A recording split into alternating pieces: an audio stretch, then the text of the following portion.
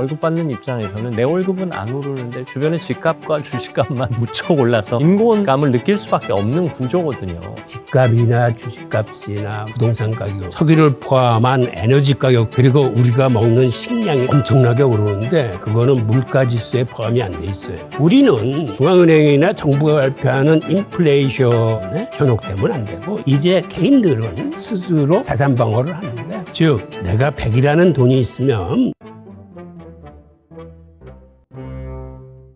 안녕하십니까, 김재훈입니다. 책이 삶이 되고 삶이 책이 되는 시간, 책과 삶, 책과 사람입니다. 더 이상 월급만 모으면 안 되는 시대가 됐습니다. 그럼 뭘 어떻게 해야 할까요? 그런 이야기 나눠보겠습니다. 경제 전문 서적의 베스트셀러 작가 홍익희 작가와 함께 하겠습니다. 어서 오십시오. 네, 안녕하세요. 네, 우리 구독자 여러분께 인사 부탁드립니다. 저는 예전에 우리나라 무역투자 진행기관인 코트라에서 32년 근무를 하면서 해외 7개국에서 한 18년을 보냈습니다. 그리고 정년퇴직한 후에는 대학에서 이제 학생들을 가르쳤고, 대학마저도 정년퇴직을 하고 지금은 자유롭게 글쓰기와 유튜브 활동을 하고 있습니다. 반갑습니다. 네, 책을 통해서 독자들 만나고 계시고 또 영상을 통해서 구독자들 만나고 계신데요. 저도 30년 넘게 월급을 받고 생활을 했습니다만, 월급 받는 사람들은 열심히 일하고 나름대로 성실하게 저축을 하는데도 상대적으로 가난해지는 듯한 느낌이 있습니다. 이 책에서는 그 이유를 인플레이션 혹은 돈의 구조 탓이다, 이렇게 말씀을 하셨는데요. 어떻습니까? 성실하게 월급만 모으는 사람들은 상대적으로 가난해질 수밖에 없는 구조적인 문제가 있는 걸까요?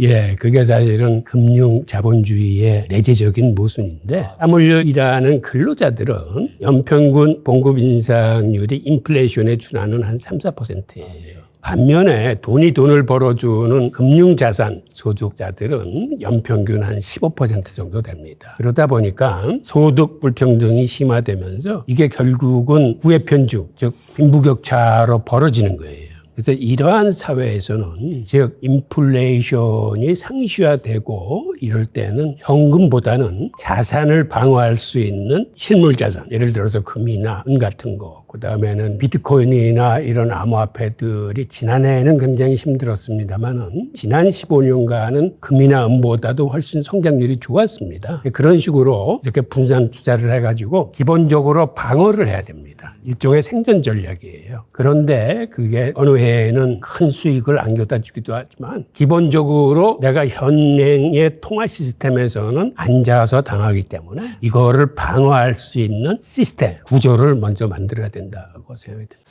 지금 말씀을 들어도 그렇고 이 책에서 하신 말씀도 그렇고, 이제 돈이 신뢰를 잃었다라고 보시는 거죠. 네, 이제 심지어 돈은 노동의 대가라기보단 그냥 국가가 찍어내는 종이에 불과하다, 이런 표현도 서슴지 않으셨던데요. 돈이 신뢰를 잃어가는 이 과정이 개인의 삶에는 어떤 영향을 미친다고 보시는지요? 한마디로 이렇게 통화 팽창이 심하고 통화 남발이 심한 이런 상황에서는 서민들을 더 옥죄고 중산층마저 하류층으로 끌어내리는 그러한 심각한 시스템이에요. 미국 같은 경우 예전에는 중산층이 한 70%가 넘었어요. 이제는 미국 자체도 중산층이 한 40%뿐이 안 됩니다. 그리고 앞으로 더 빠른 속도로 이게 줄어들 겁니다. 중산층이 이렇게 줄어든다는 건 사회의 허리가 약해지는 거기 때문에, 이런 식으로 가면 이건 자본주의의 큰 도전이에요. 우리가 자본주의를 지키려면 지금의 금융 자본주의의 이런 폐해를 개선하거나 막아야 되는데, 이게 기득권들이 이거를 쉽게 놓지 않습니다. 그런 의미에서 사실 탄생한 게 비트코인이에요. 비트코인은 태어날 때서부터 2100만 개로 숫자가 딱 고정돼서 태어나서 인플레이션이 일어날 수 없는 화폐입니다. 구조적으로. 예, 구조적으로. 그러다 보니까 비트코인이 스스로 능력 있고 강해서 가격이 올라가는 게 아니라 달러를 무기로 쓰면서 신뢰가 낮아지면서 반대급부로 비트코인의 수요가 더 많아지고 가치가 올라가는 거거든요. 나중에는 궁극적으로 앞으로는 통화의 춘추전국 시대가 펼쳐질 텐데, 기존의 달러와 같은 법정 통화, 두 번째는 지금 중국과 브릭스가 주도하는 CBDC, 세 번째는 미국이 주도하는 스테이블 코인, 네 번째는 비트코인으로 대표되는 암호화폐, 이 네 종류의 통화가 치열하게 경쟁하는 사회가 올 텐데, 훗날에는 지금은 미국 같은 나라가 통화량을 일방적으로 공급하는 공급자 중심 세계지만, 앞으로는 소비자들이 자기가 선호하는 통화를 골라서 소비자 중심 통화 세계로 바뀌게 될 겁니다. 그렇게 되면 소비자들이 선택이 가장 많은 통화가 결국은 세계화폐가 될 거예요. 치열한 4강 각축 구도가 형성됐다 이 말씀입니다. 현금과 디지털 화폐, 스테이블 코인, 암호화폐 이미 치열한 경쟁을 펼치고 있고 후에 언급한 디지털 화폐, 스테이블 코인, 암호화폐가 급상승하고 있다 이런 말씀인데요. 돈이 신뢰를 잃었다는 건 이제 돈을 믿을 수가 없다. 특히 말씀하신 대로 인플레이션이 만연화된 이 시대에는 더욱 그렇다. 심지어 돈이 타락했다라는 표현까지 쓰시거든요. 돈이 타락했다고 아마 궁금해하시는 분들이 있을 거예요. 이게 어떤 의미인지 설명을 좀 해주시죠. 우선 최근의 상황들을 좀 정리를 하면 2008년도 글로벌 금융위기를 기점으로 세계 중앙은행들이 금을 사모으기 시작했습니다. 그건 단적으로 안전자산이라고 일컬어지는 이제는 달러를 믿지 못하겠다라고 해서 금을 사들이는 거예요. 그리고 브릭스 국가들은 특히 그들 간의 무역을 함에 있어서 이제는 달러를 쓰지 말자. 우리 회원국 통화를 쓰자라고 하면서 탈달러화를 선언했을 뿐만 아니라 그들도 금을 엄청나게 사들이고 있습니다. 즉 이제 달러라는 종이돈, 즉 전적으로 미국의 신용에 의존해야 되는 달러는 신용을 지켜야 되는데 너무 많이 신용을 안 지켰기 때문에 달러의 가치가 엄청나게 훼손됐다라고 보는 거죠. 실질적으로 1971년 닉슨 쇼크 이전만 하더라도 금 1온수를 사는데 35달러면 샀습니다. 그런데 지금은 얼마를 줘야 됩니까? 지금은 1온수를 사려면 4,500불을 줘야 돼요. 그러니까 우리가 안전자산이라고 믿는 달러의 가치가 99% 이상이 훼손됐어요. 그리고 더 중요한 거는 훼손 속도가 지금 훨씬 빨라지고 있습니다. 글로벌 금융위기 2008년 이후 지난 10여 년 사이에 달러 발행액이 자그마치 얼마만큼 늘어났냐면 10배 이상 늘어났어요. 이렇게 통화량이 많아진다는 얘기는 달러의 대체자산인 사실은 금이나 은이나 비트코인 같은 경우는 그만큼 가격이 올라줘야 됩니다. 그런데 여태까지 가격이 오르지 못했던 거는 사실 이런 금 가격 상승은 달러에 대한 불신을 나타낸다고 해서 미국이 달러의 통화 시스템을 지키기 위해서 선물 시장을 동원해가지고 온수당 한 2,000불 가까이만 오면 어김없이 엄청난 규제를 통해서 가격을 눌러놨습니다. 게다가 은시장 같은 경우는 JP모간 같은 매집기관이 매집을 하면서 스푸핑이라는 불법적인 방법으로 가격을 억눌러 놔가지고 사실상 지난 한 20여 년 동안은 정상적인 금 가격과 은 가격이 수요와 공급에서 결정되지 않고 억눌려 있었는데 이게 지난해에 깨졌어요. 깨진 원인은 뭐냐면 기본적으로 우선 은을 가지고 설명을 드릴게요. 은 가격 같은 게 수요와 공급에 의해서 결정되지 않음에도 불구하고 은은 산업적 수요가 60%가 넘습니다. 왜 그러냐 하면 지구상의 금속 중에서 전기 전도성이 가장 좋고 열 전도성이 또한 좋습니다. 그러다 보니까 산업용에 엄청난 수요가 쓰여요. 특히 첨단 산업에 태양광 패널, 전기차, AI 데이터 센터, 전고체 배터리, 최고급 반도체 이런 데는 은이 필수적으로 들어가요. 그 말씀은 공급이 수요를 못 따라갈 수도 있다는 얘기네요. 네, 실제로 지난 6년간 공급이 못 돌아오고 수요가 한 2억 원수 가까이 많기 때문에 시중에 있는 은이 부족해져가지고 이제는 투자자들이 그런 걸 알기 때문에 선물 시장에서 마감일날 현물을 요구합니다. 그럼 현물을 내줘야 되는 거예요. 과거에는 선물 시장에서 대부분 마감일 전에 청산을 하거나 마감일날 이호를 했습니다. 이걸 롤오버라고 하는데 그런데 최근 들어와서는 현물 인도하는 양이 5배, 10배, 20배로 늘어나기 시작했어요. 그래서 지난 17일 날 어떤 사태가 벌어졌냐면 인도에서 힌두교 축제를 앞두고 은의 수요가 늘어났는데 시중에 은의 재고가 없는 거예요. 근데 같은 날 런던 현물 시장에서도 재고가 바닥이 났습니다. 그 이튿날 은 가격이 굉장히 폭락을 했어요. 일주일에 거쳐서 한 18% 폭락을 했는데 즉 과거에도 이 종이은의 논란은 심했었는데 갖고 있는 실물보다 너무나 많은 증서를 발행했다라는 게 이제는 현실로 드러나는 순간이었죠. 그 이튿날은 이게 금시장에도 불이 붙어가지고 금시장도 급락을 했어요. 그런데 이때 다행히 부도가 나지는 않고 런던 현물 시장이 재빨리 뉴욕 코맥스하고 중국으로부터 1,000톤 이상의 은을 비행기로 공수해서 그 다음날 막았어요. 이런 사태가 있듯이 지금은 현물 인도, 그 다음에 중앙은행의 금 매입, 브릭스의 금 수입 이런 것들이 겹치면서 가격 결정권을 미국이 뺏겼어요. 기축 통화로서의 역할을 못한다 이 말씀이시죠? 예. 결국 지난해 은값이 그렇게 급등했던 요인은 과거에는 인위적으로 금이나 은 가격을 억눌러 놨었는데 이제는 시장의 수요가 급증하면서 미국이 선물 시장을 동원해서 이제는 그렇게 누르지는 못하고 워낙 수요가 급증했기 때문에 이제는 가격 주도권이 시장으로 돌아갔습니다. 한마디로 수요와 공급이 가격을 결정하는 정상화 시대가 된 겁니다. 돈은 신뢰를 잃었고 미국 달러는 기축 통화로서 기능을 더 이상 못한다라는 아니 기축 통화로서의 기능은 합니다만 네. 달러 자체가 무기화로 쓰이면서 지금 여러 가지 신뢰를 잃고 있는 중인데 기본적으로 글로벌 금융위기 이후에 세계 중앙은행들이 금을 사기 시작했다고 그랬잖아요. 그래서 지난해에는 세계 외환보유고에서 국채 보유량보다 금의 보유량이 높아졌습니다.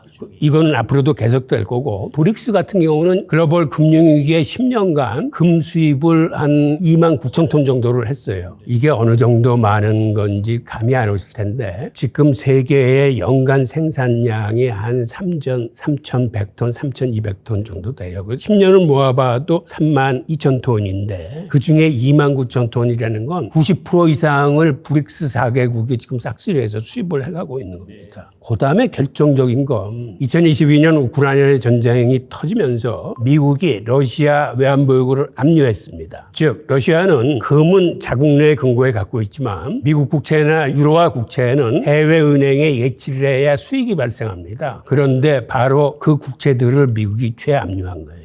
그거를 본 제3세계 국가들은 우리도 만약 미국과 척치면 저런 식으로 당하겠구나 생각해서 그 이후로 그러지 않아도 중앙은행들이 금을 많이 매입을 했었는데 매입량이 3배로 급등합니다. 이러한 것들이 같이 맞물리면서 즉 미국이 무기화로 썼던 스위프트에서 차단한다거나 이런 외환보유고를 압류한다거나 이런 것들이 달러의 신뢰를 갉아먹으면서 세계인들이 이제 금을 사기 시작하는 겁니다. 그러니까 이런 형태가 개인들의 투자 관점에서 보면 우리 개인들도 이제는 현금이나 예금이나 적금은 오히려 자산 가치를 잊어버리는 방법이기 때문에 좀 더 생존 전략으로서 금이나 은이나 비트코인 같은 걸로 분산 투자를 해서 자산을 방어해야 되겠다라는 걸 말씀드리고 특히 금이 상승하는 시기에는 은은 더 빨리 상승합니다. 반대로 금이 하락하는 시기에는 은은 더 빨리 하락합니다. 이 특성을 아셔가지고 예를 들어서 포트폴리오에 상승기에는 은을 좀 더 많이 하락기에는 은을 재빨리 줄이시는 이러한 방법으로 투자에 임하시면 될 것 같습니다. 앞서 말씀하신 대로 자본주의 구조의 폐해라고 하지만 우리가 이 구조의 부작용을 바꿀 수는 없으니까 개인은 개인대로 적절하게 대처하고 대응해야 되지 않겠습니까? 사실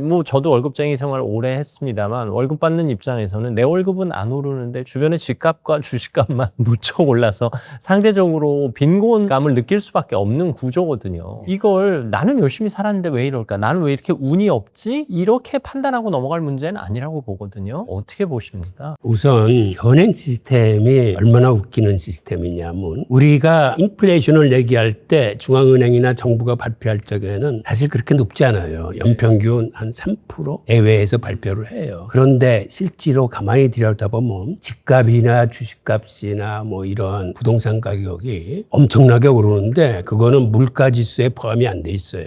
게다가 석유를 포함한 에너지 가격도 물가지수에는 포함이 안 됩니다. 그리고 우리가 먹는 식량이나 이것도 물가지수에는 포함이 안 돼요. 과거에 그거를 뺀 이유가 그것들은 너무 변동성이 크기 때문에 그것들을 다 집어넣으면 안정적인 향후의 통화 정책을 짜는데 도움이 안 된다. 그래서 그렇게 변동성이 큰 것들을 빼낸 사실상의 이유는 국민들한테 일종의 포장을 한 거예요. 이렇게 인플레이션이 크지 않으니까 우리가 마음 놓고 통화를 발행한다라는 합리화.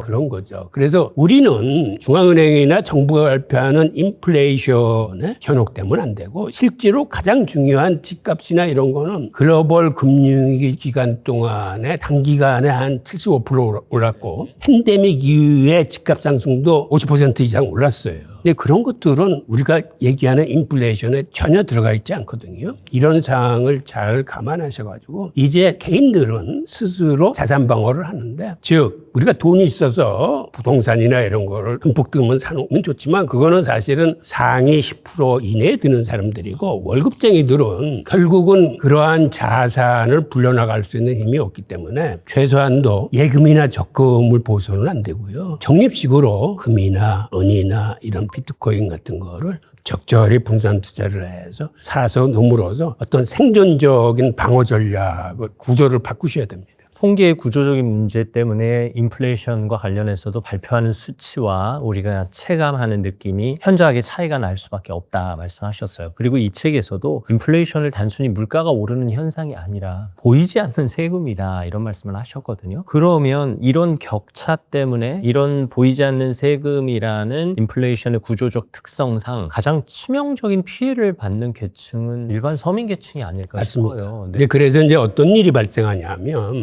과거의 글로벌 금융위기는 부동산 때문에 일어났어요. 미국 같은 나라는 소비가 GDP의 70% 이상을 좌우하기 때문에 어떻게 하든지 소비를 늘리기 위한 방법 중에 하나로 모기지를 빌려줘가지고 그 모기지에서 나오는 현금으로 자동차를 산다거나 가전제품을 사는 이런 소비를 부추깁니다. 그러다 보니까 역대 정권이 어떻게 하든지 부동산 값을 띄우려는 정책들을 내놔요. 그 결과가 결국은 나중에는 신용 등급이 없는 사람들한테도 100% 자기 돈 없이도 대출로만 집을 살 수 있는 기회를 막 만들어줍니다. 결국 그게 터진 게 서브프라임 문제거든요. 2008년. 이제 그러한 경우는 부동산 문제로부터 발생한 문제니까 그걸 수습할 적에 부실을 정리하는 방법이 아닌 부실을 덮는 방법을 택했어요. 즉 돈을 뿌려가지고 부동산 가격을 다시 띄워줌으로써 일단 문제를 덮었습니다. 그런데 2020년 팬데믹 사태 같은 경우는 상황이 틀립니다. 예전에 다른 것들은 부실을 덮으면 문제를 어느 정도 땜빵식으로 해결하고 넘어갔었는데, 팬데믹 사태는 돈을 뿌린다고 해서 해결되는 사태가 아니고, 기존엔 연준의 통화정책으로 돈을 뿌렸는데 연준이 통화정책으로 돈을 은행에 뿌리면 그 혜택을 볼 수 있는 사람들은 자산가뿐이 없어요. 서민들은 혜택을 못 봅니다. 즉 연준이 통화정책으로 돈을 뿌리면 뿌릴수록 자산가들의 소득은 높아지고 상대적으로 서민들은 더 빈곤해지는 거예요. 그런데 팬데믹 사태를 딱 맞아서는 그런 식으로 해결할 수 있는 방법이 아니기 때문에 정부가 재정정책을 통해서 서민들의 붕괴를 막았어요. 이게 왜 그러냐면, 미국 같은 경우에 상위 1%가 미국 전체 부의 40%를 갖고 있습니다. 차상위 9%가 23%를 갖고 있어요. 그래서 두 개를 합치면 한 77% 정도 되고, 나머지 국민 90%, 대부분의 국민들의 자산은 미국 전체 부의 23%뿐이 안 돼요. 그런데 문제는 국민의 절반인 하위 50%의 부는 거의 없습니다. 통계상으로 1.4% 잡혀요. 즉 그 사람들은 한 달 벌어서 한 달 먹고 사는 사람들이.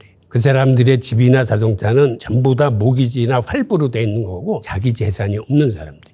결국 팬데믹 사태 때는 이런 사람들을 구제하기 위해서 기본소득이라는 걸 제공했을 뿐만 아니라 실업 당한 사람한테는 실업급여 주고 뭐 이런 식으로 재정의 3분의 2 이상이 서민들한테 직접 정부가 돈을 쏴줬습니다. 즉 과거에는 통화정책으로 부실을 덮었지만 이런 천재지변 같은 상황이 딱 발생하니까 이제는 재정이 나서가지고 서민들을 보호했는데, 어떻게 보면 이게 금융자본주의의 폐해에서 일시적이나마 포용 자본주의로 변환한 거예요. 우리가 과거에는 기본소득이라는 얘기가 나오면 저거 공산주의 방식 아니야? 포퓰리즘 아니야? 이렇게 비난들을 많이 했는데, 팬데믹 사태를 겪고 나서 이제는 그렇게 말씀하는 사람들이 없어요. 상황을 인식을 한 거죠. 그리고 미국 같은 경우에는 대선 기간 동안에 얼만큼 이렇게 사회가 양극화됐는지를 자료를 가지고 공방을 벌이면서 미국 국민들은 압니다. 지금 미국의 소득 불평등과 부의 편중이 얼만큼 심각한지를. 근데 우리 같은 경우는 사실 이런 대선 아젠다 같은 걸로 떠오르지 않기 때문에 우리 국민들은 잘 모르지만, 이러한 현상 속에서 개인들이 지켜나가야 될 자산의 방어 같은 것들은 거듭 말씀드리지만 신용화폐는 전혀 신용을 지키지 않는 화폐이기 때문에 실물이 얘기해주는 그런 금이나 은이나 비트코인 같은 분산 투자가 여러분들의 자산을 방어해 줄 겁니다. 이러한 재난 가운데 어떻게든 서민들은 붕괴는 막았다 치지만 결국 서민들은 계속 위험 위험 요인을 안고 사는 거잖아요. 그 과정에서 개인이 적절하게 대처를 해라 이 말씀이신데 결국 신용화폐 위기의 순간에도 화폐를 통한 통화 정책, 전략적 정책은 한계를 드러냈고 결국 재정 정책으로 돈을 갖다 부어야 하는 그런 위기 탈출 상황인데 앞서 말씀하신 대로 신용화폐를 금이나 은 같은 현물 자산으로 대체하고 말하면 디지털 화폐, 스테이블 코인, 암호화폐 같은 미래 자산들도 이제는 화폐 대신으로 반드시 쓰인다. 그리고 뭐 이미 쓰이고 있고 그리고 미래에는 더할 나위 없이 그 격차가 벌어진다. 후에 초격차가 일어난다. 뭐 이렇게 말씀드려도 그렇게 되는 거죠. 이해하시면 됩니다. 그러면 사실 내가 보유하고 있는 내 자산을 좀